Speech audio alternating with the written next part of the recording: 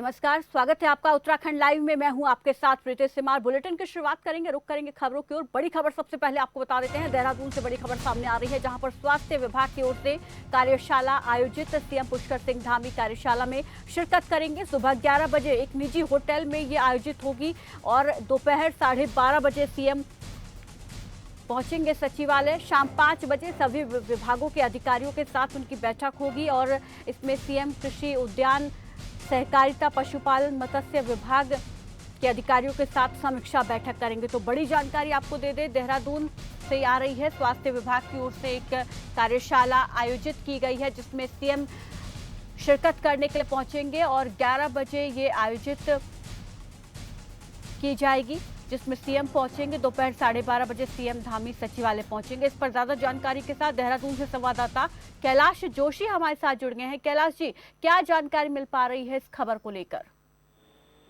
बिल्कुल प्रीति, आपको बता दूं कि मुख्यमंत्री पुष्कर सिंह धामी आज जो है कार्यक्रम का उद्घाटन करेंगे और सीएम पुष्कर धामी 11 बजे लगभग एक निजी होटल देहरादून में, जहां पर ये प्रोग्राम रखा गया है, स्वास्थ्य विभाग की ओर से जो कार्यशाला रखी गई है उसका उद्घाटन करेंगे।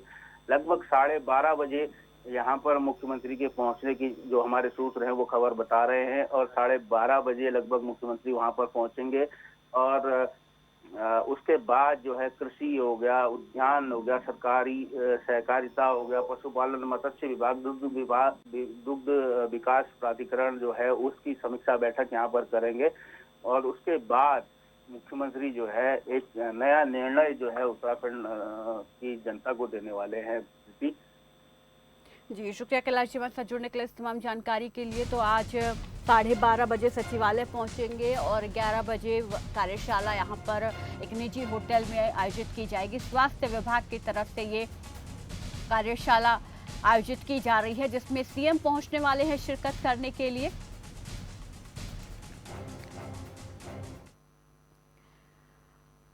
चलिए खबरों में आगे बढ़ते हैं। अल्मोड़ा में जन आशीर्वाद रैली का आयोजन किया गया। रैली में सीएम पुष्कर सिंह धामी, केंद्रीय रक्षा राज्य मंत्री अजय भट्ट और बीजेपी प्रदेश अध्यक्ष मदन कौशिक समेत कई मंत्री और विधायक शामिल रहे।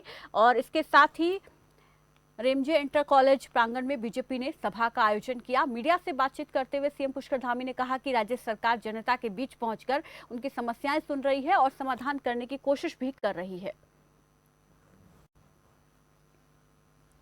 आप स्वयं देख रहे होंगे, हम लोगों के बीच में जा रहे हैं और अपनी बात कह रहे हैं, अपना संवाद कर रहे हैं और जो लोगों के बीच से जो बातें आ रही हैं उनका संज्ञान ले रहे हैं और जो हम हल कर सकते हैं, जो काम हम कर रहे हैं, जो हमारा आगे का जो हमारा प्लान है वो लोगों के बीच में बता रहे हैं। और निश्चित रूप से मैं बहुत अभिभूत हूँ कि सभी लोगों का जगह जगह, जिस शहर में भी जा रहे हैं, जिस जगह जा रहे हैं, गाँव मोहल्लों में जा रहे हैं, सड़कों पर, हर जगह पर बड़े बुजुर्गों का, माताओं बहनों का, हमारे नौजवान साथियों का, छात्रों का, सबका बहुत सहयोग मिल रहा है और सबका आशीर्वाद मिल रहा है। और भारतीय जनता पार्टी के सारे कार्यकर्ता, चाहे वो पार्टी संगठन में हो या चाहे सरकार में हो, हम सब लोग जनता के आशीर्वाद के बिना आगे नहीं बढ़ सकते हैं। इसलिए जो भी, चाहे मैं मंत्री बना हूँ, माननीय धामी जी मुख्यमंत्री बने हैं और भी जितने में हमारे अध्यक्ष जी हैं दायित्व लिए हैं, हम जनता के बीच में जाके आशीर्वाद ले रहे हैं कि आपका प्यार और स्नेह जिस तरह से बना हुआ है ये बना रहना चाहिए। और लक्सर से बड़ी खबर आपको बता देते हैं। देर रात से तेज हवाओं के साथ यहां पर झमाझम बारिश हो रही है। करीब 7 घंटे से तेज मूसलाधार बारिश जारी है और बारिश से लोगों का जीवन अस्त व्यस्त हो गया है। भारी बारिश से फिर से नदी नाले उफान पर हैं और किसानों की फसल भी इस भारी बारिश में तहस नहस हो गई है। बड़ी जानकारी आपको दे दें, लक्सर में लगातार 7 घंटे हो चुके हैं मूसलाधार बारिश हो रही है और देर रात से ही बारिश का सिलसिला जारी है। तेज हवाओं के साथ बारिश यहां पर हो रही है, तो ऐसे में तेज हवाओं से फसलों को भी नुकसान पहुंचा है। फसलें पूरी जमीन पर बिछ गई हैं और साथ ही साथ नदी नाले भी यहां पर उफान पर। तस्वीरें आप देख सकते हैं, फसलें जमीन पर बिछ गई हैं तेज हवाओं के चलते। और इस पर ज्यादा जानकारी के साथ लक्सर से संवाददाता गोविंद चौधरी हमारे साथ जुड़ गए हैं। गोविंद, जानकारी मिल रही है कि देर रात से ही तेज हवाओं के साथ झमाझम बारिश हो रही है। ऐसे में यहाँ पर अब क्या हालात हो गए हैं और क्या थोड़ी बहुत कमी अब बारिश में देखने को मिली है या अभी भी तेज बारिश हो रही है? देखिए प्रीति, जिस तरह से देर रात से ही, चाहे पर्वतीय इलाका हो चाहे कैसा भी हो, तो लेकिन कह सकते हैं कि लक्सर में करीब 7 घंटे से लगातार बारिश का कहर जारी है, जिससे कि लोगों का जो जनजीवन है वो पूरी तरह से अस्त व्यस्त हो चला है। सुबह के समय में थोड़ी सी धीमी रफ्तार बारिश की कह सकते हैं कि हुई, तो लोग बारिश में ही अपने कामकाज को निकल पड़े। कह सकते हैं कि प्रीति जिस तरह से लगातार कह सकते हैं कि आधा समय जो बरसात का बीत चुका है, उसके बाद ये बारिश आफत की मानसूनी बारिश नहीं है, लेकिन आफत की जो बारिश बरती है उस पर किसानों की कहीं ना कहीं फसलें भी बर्बाद हुई है। धान की फसल हो चाहे गन्ने की फसल हो, पूरी तरह से तहस नहस हो चुकी है। और कह सकते हैं प्रीति इस बारिश से जो नदी नाले हैं वो काफी उफान पर चल रहे हैं। जी प्रीति, फसलों के नुकसान के साथ और क्या कुछ इस तेज बारिश के चलते नुकसान झेलना पड़ा है लोगों को? देखिए प्रीति, अभी जन हानि की कोई भी आशंका नहीं जताई जा रही, किसी भी तरह की कोई भी सूचना यहाँ पर नहीं आ रही है। लेकिन जिस तरह से आसमानी बारिश का ये लक्सर में कहर देखने को मिला, तो इसमें अधिकतर जो नुकसान का अगर जायजा लगाया जाए तो सबसे ज्यादा धान और गन्ने की ही यहाँ फसलों को नुकसान हुआ। क्योंकि प्रीति ये धान गन्ने की फसलों का ही एक क्षेत्र माना जाता है और इसमें किसान अधिकतर धान और गन्ने की ही फसल को करते हैं। इससे ज्यादा कोई जनहानि यहाँ पर देखने को नहीं मिली। अगर बात करें पहाड़ों की, तो पहाड़ों में लगातार जो देर रात से बारिश जारी है, कहीं भूस्खलन तो कहीं भू घसाव भी होते यहाँ दिख रहे हैं, तस्वीरें सामने आ रही हैं। कहीं कहीं से जो है राजमार्ग है वो भी बाधित हो चला है। तो कहीं ना कहीं जो बारिश का जो कहर है उस जो है उत्तराखंड में देखा जा सकता है। लेकिन जिस तरह से अब देर रात से लगातार बारिश का कहर जारी था, अब धीरे धीरे जो मौसम है वो थोड़ा सा शांत हुआ है और देख सकते हैं कि अब थोड़ा सा मौसम में राहत मिली है। और सबसे प्रभावित इलाका जो है उसकी भी पूरी जानकारी चाहेंगे कि वहां पर कैसे हालात बने हुए हैं। लक्सर में ऐसा कौन सा वो इलाका है जो तेज हवाओं और तेज बारिश के चलते प्रभावित हुआ है, वहां के लोगों को खासा दिक्कत हो रही है? देखिए प्रीति, आपको बता दूं कि लक्सर का पूरा एक ऐसा क्षेत्र है जहां गन्ना और धान की फसलें प्रभावित हुई है। पूरे क्षेत्र को कह सकते हैं कि लगभग 7 घंटे की बारिश ने जो तांडव मचाया है वो किसानों के लिए भारी नुकसान यहाँ पर साबित होती नजर आई है जो बारिश है। जी, तो ऐसे में इसकी जानकारी प्रशासन को दे दी गई है? देखिए प्रशासन को तो खुद भी पहले से अवगत है। प्रशासन द्वारा जिस तरह से जो है 24 घंटे का जो उत्तराखंड में जो है येलो अलर्ट यहाँ पे कर दिया गया था। 24 घंटे के लिए मानसून ने जो है मौसम विभाग ने पहले ही भारी बारिश का अनुमान जताया था, कहीं कहीं तेज बिजली गरजने की आशंका भी यहाँ जताई थी। तो मौसम विभाग से लेकर जिस तरह से अलर्ट जारी किया तो विभागीय अधिकारी को पहले से ही अलर्ट था। और लेकिन जिस तरह से मानसूनी बारिश हुई है कहीं ना कहीं किसानों को बहुत ही इसमें नुकसान पहुंचा है। प्रीति जी, शुक्रिया हमारे साथ जुड़ने के लिए, इस तमाम जानकारी के लिए। तो लगातार हो रही बारिश लोगों के लिए मुसीबत बनती जा रही है, खासतौर पर किसानों को इससे काफी ज्यादा नुकसान हुआ है। गन्ने और धान की फसल पूरी तरीके से जमीन पर बिछ गई है तेज हवाओं के चलते, और यहाँ पर अभी भी बारिश का दौर जारी है। वहीं थराली में भी मूसलाधार बारिश जारी है। देवाल और नारायणगढ़ क्षेत्र में बारिश कहर बनकर बरसी है, जिससे कि नदी और नाले उफान पर हैं। और वहीं पिंडर नदी खतरे निशान से ऊपर बह रही है, जिससे स्थानीय लोगों की मुश्किलें और ज्यादा बढ़ गई है।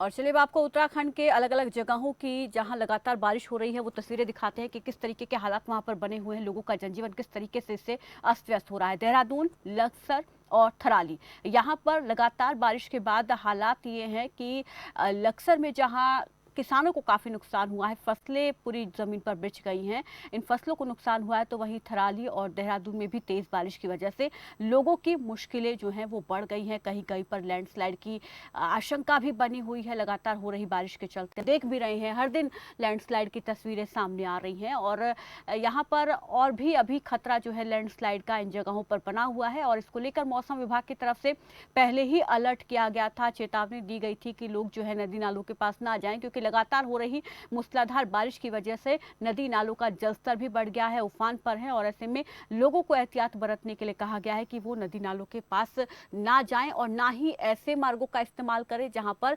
भूस्खलन हो सकता है। तो तस्वीरें आप देख सकते हैं बारिश के बाद बने हालातों की। हालांकि मौसम बहुत ज़्यादा सुहावना हो गया है, लेकिन ये बारिश कहीं ना कहीं लोगों के लिए आफत बनती जा रही है। लगातार हो रही बारिश लोगों की मुश्किलों को बढ़ा रही है।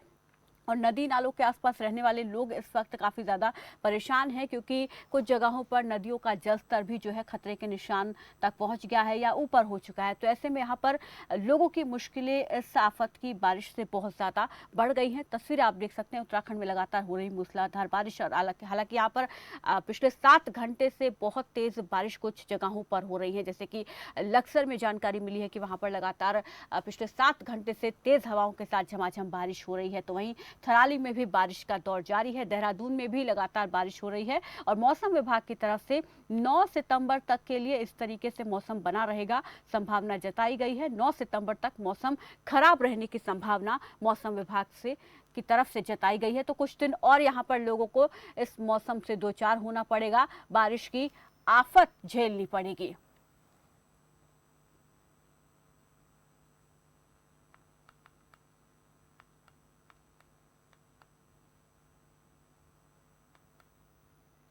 मुजफ्फरनगर किसान महापंचायत के बाद किसानों ने बीजेपी सरकार के खिलाफ बिगुल फूंक दिया है, और भारतीय किसान यूनियन टिकैत हरिद्वार के जिला अध्यक्ष ने कहा है कि सरकार ने जो रवैया किसानों के साथ दिल्ली में अपनाया, वही रवैया बीजेपी नेताओं के साथ अपनाना चाहिए। और साथ ही उन्होंने चेतावनी देते हुए कहा है कि बीजेपी नेता गाँव में आते हैं तो उनके ऊपर पानी का छिड़काव नहीं बल्कि कीटनाशक दवाइयों का छिड़काव किया जाएगा।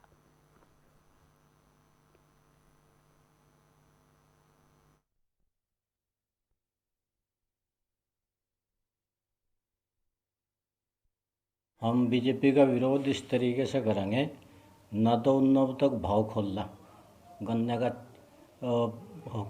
पहले जो सरकार रही थी उत्तर प्रदेश में, एक सरकार ने 40 रुपये, एक सरकार ने 80 रुपये, बीजेपी गवर्नमेंट ने आज तक 1 रुपया नहीं बढ़ा।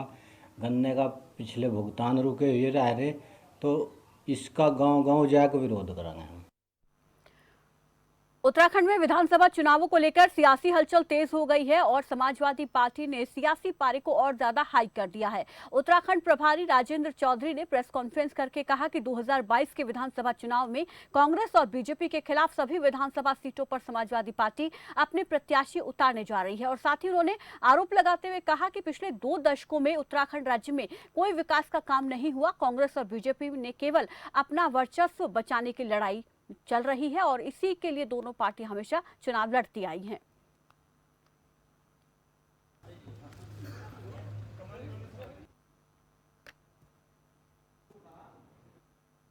देखिए, कल हम लोगों की एक रुद्रपुर के अंदर प्रदेश कार्य समिति की बैठक हुई थी, जिसमें हमारे उत्तराखंड के प्रभारी और राष्ट्रीय प्रवक्ता श्री राजेंद्र चौधरी जी आए थे। और अभी तो राष्ट्रीय नेतृत्व का यह फैसला है कि 17 की 17 सीटों में हम चुनाव उत्तराखंड में लड़ेंगे। और जहाँ तक बात रही कि हमें यहाँ पर उत्तराखंड के अंदर जो जिस तरीके से कांग्रेस और भारतीय जनता पार्टी ने पिछले 21 सालों में एक छल करा है यहाँ की जनता के साथ में, और जिसके दोनों के दोनों दोषी हैं कि 10 साल ये 11 साल वो, इन दोनों ने ऐसा कोई भी ऐसा विकास नहीं किया कि जिससे कि देश या प्रदेश की जनता उनको दोबारा वोट देगी या इनको। रुकना एक छोटे से ब्रेक के लिए, फौरन लौटेंगे उत्तराखंड की और खबरों के साथ।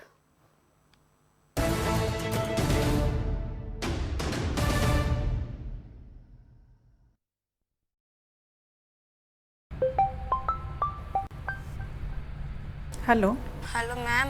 हाँ जी बेटा। मैं ना आपसे कुछ बात करना चाहती हूँ। हाँ। हमारे पेरेंट्स हमें कह रहे हैं कि वो मुझे आगे नहीं पढ़ा सकते, वो मेरी शादी करना चाहते हैं। तो बेटा एक बार आप अपने पेरेंट्स को स्कूल में ले आइए, उसके बाद उनसे बैठ कर के बात करते हैं। ये कहानी हमारे विद्यालय की 10वीं क्लास की छात्रा विद्या की है। विद्या हमारे स्कूल की एक बहुत ही ब्राइट स्टूडेंट है। लॉकडाउन के दौरान ही जब टीचर्स बात करती थी फ़ोन पर बच्चों से, तभी ये बात निकल कर के आई कि मैडम मेरे पेरेंट्स जो हैं मेरी शादी करना चाहते हैं। शादी करनी है लड़की की, बड़ी हो गई, अब पढ़ाई हो गई इसकी पूरी। आज जल्दी से जल्दी शादी कर। मैं बहुत ज़्यादा डर गई थी जब मम्मी ने बोला, और जो मेरे स्टेप फादर है उन्होंने बोला था कि मेरी शादी कर देंगे। हमने पेरेंट्स को बुलाया, हमने स्टडीज़ के बारे में बताया कि जब बच्चा इतना अच्छा पढ़ाई कर रहा है, बच्चा किसी अच्छे पद को हासिल कर सकता है। तब उसके मदर को ही लगा कि शायद मेरी बेटी भी पढ़ के कोई ऑफिसर बन सकती है। तब उन्हें लगा कि हाँ, मुझे भी अपनी बेटी को पढ़ाना चाहिए। मैं अपने टीचर्स का बहुत ज़्यादा थैंक यू कहना चाहूँगी क्योंकि उन्होंने मेरी इस सिचुएशन में बहुत ज़्यादा हेल्प करी है। I am really proud of my teachers. Covid काल की वजह से पढ़ाई पर बहुत बुरा असर पड़ा, पर टीचर्स ने हार नहीं मानी। बच्चों की पढ़ाई जारी रखने के हर मुमकिन प्रयास किए। आप सभी टीचर्स के इसी जज्बे और जिम्मेदारी को पूरी दिल्ली और दिल्ली सरकार दिल से सलाम करती है। आपके विधायक से सीधा सवाल, पटौदी से विधायक सत्यप्रकाश जरावता के साथ। देखिए विधायक का रिपोर्ट कार्ड आज शाम 4:55 पर, सिर्फ खबर फास्ट पर। मुल्तानी कोका कफ सिरप, तुलसी, वसा, यस्ती मधु, पिपली के गुणों से भरपूर, जो खांसी पर करे तुरंत असर, ताकि बदलते मौसम के साथ आप न बदलें।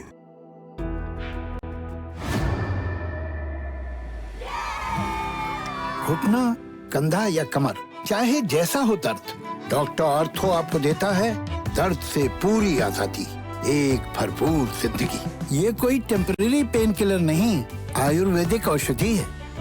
एसिडिटी, गैस, खट्टी डकार, पेट फूलना और कब्ज, ऐसे में मेरी सलाह है आयुर्वेदिक मुल्तानी पचमीना। ये पेट की सभी समस्याओं में पूरी तरह आराम देता है। घुटना, कंधा या कमर, चाहे जैसा हो दर्द, डॉक्टर ऑर्थो आपको देता है दर्द से पूरी आजादी, एक भरपूर जिंदगी।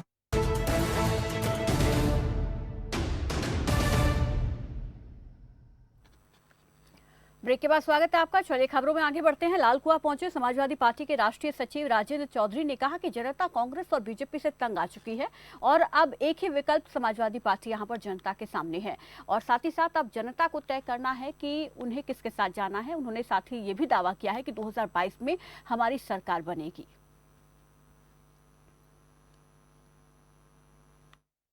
हम सभी विधानसभा क्षेत्रों में चुनाव लड़ने जा रहे हैं। हम उत्तराखंड की जनता को ये विश्वास दिलाते हैं कि उत्तराखंड के विकास में कोई कसर हम नहीं छोड़ेंगे। उत्तराखंड में हम पलायन को रोकेंगे, रोज़गार देंगे, किसानों के साथ जो अन्याय हुआ है उसे दूर करेंगे, चिकित्सा का इंतजाम करेंगे, शिक्षा के क्षेत्र में काम करेंगे। प्रदेश में हमने विकास किया था। उत्तर प्रदेश और उत्तराखंड का विधानसभा का चुनाव साथ साथ होने जा रहा है 2022 में, इसलिए समाजवादी पार्टी उत्तराखंड में चुनाव के मैदान में है। उत्तराखंड की जनता परिवर्तन चाहती है। भाजपा ने उत्तराखंड की जनता के साथ धोखा किया है। कांग्रेस पार्टी और भाजपा ने लगातार सत्ता का इस्तेमाल अपने राजनीतिक स्वार्थों के लिए किया।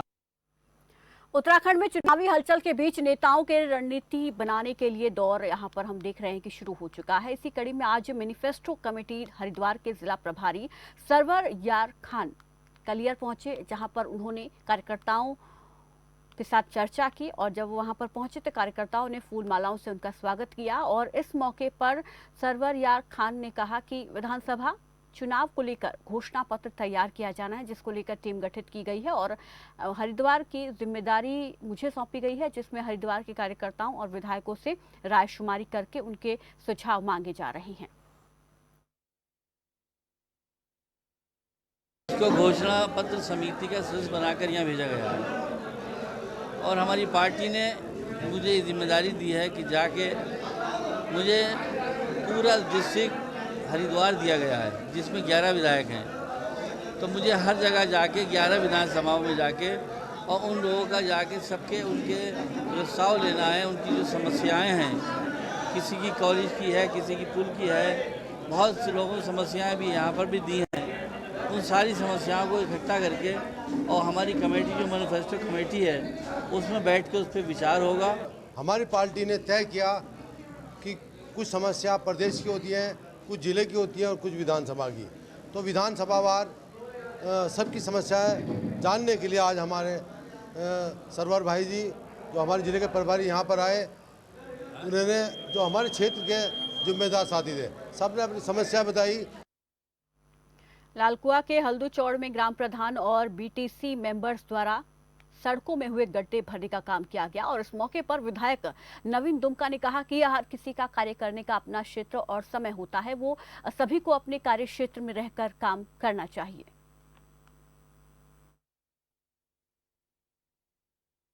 के काम करने का अपने क्षेत्र हैं, अपनी सीमाएं हैं और उनका धनावंटन उनको होता है। उनको चाहिए कि वो अपने विषयों को ठीक से देखें। ये सड़कें, इस स्तर की सड़कें, ये राज्य सरकार का काम है, विधायक का काम है, सांसद का काम है। उसको मैं देख रहा हूँ। जहाँ तक बबूर गुमटी से लेकर के गोला की तरफ को और हल्दूचौर रेलवे क्रॉसिंग से लेकर के गोला की तरफ को सड़कों का मामला है, ये बड़ी सड़कें हैं और दोनों सड़कों का रेलवे क्रॉसिंग से पंचायत घाट उमरपुर तक और रेलवे क्रॉसिंग बबूर गुमटी से लेकर के जीजीआईसी तक का प्रथम चरण में 96 लाख रुपए का जीओ हो चुका है। टेंडर की प्रक्रिया चालू हो रही है।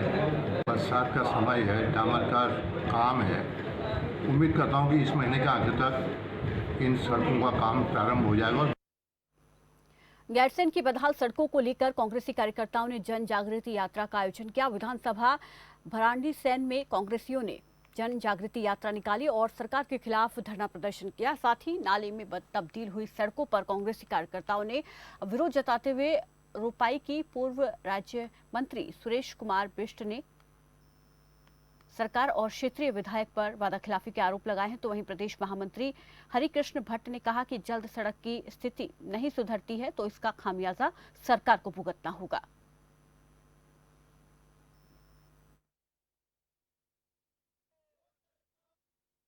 कभी भी चुनाव मुद्दे को जो लोगों का जो हमारी जनता का जो मामला है, उस मामले को कभी भी चुनाव में जोड़कर नहीं चलती है। पहले तो मैं आपको ये बात बता दूं। हाँ, ज़रूर आपने सड़क की स्थिति देख ली है। अभी अभी हमारे कांग्रेस पार्टी के सभी कार्यकर्ताओं के द्वारा यहाँ पर रोपाई लगाई गई इस सड़क पे। मैं ये कहना चाहूँगा, आप ये बताइए कि सत्ता पक्ष का कहना है कि सब बरसात थी, तो क्या पांडवा खाल से आगे बरसात नहीं थी? की सरकार जो जोर शोर से पिछले 4.5 सालों से नारे लगा रही है, विकास के झूठे नारे लगा रही है और गैरसैंण के लिए 2500 करोड़ रुपए का जो पैकेज दे रही है, और सड़कों के हाल आप देख रहे हैं। जनता पूरे दिवाली खाल से लेकर के पांडवा खाल तक क्या हाल होता होगा बीमार लोगों का। हॉस्पिटल खाली है, डॉक्टर नहीं है, सड़कों में खड्डे पड़े हुए हैं, गाड़ियों का नाश हो रहा है, महंगाई चरम हो गई है। भारतीय जनता पार्टी सरकार सत्ता में रहने का अपना हक खो बैठी है, जनता का विश्वास खो बैठी है। फिलहाल इस बुलेटिन में बस इतना ही। दीजिए इजाजत। नमस्कार।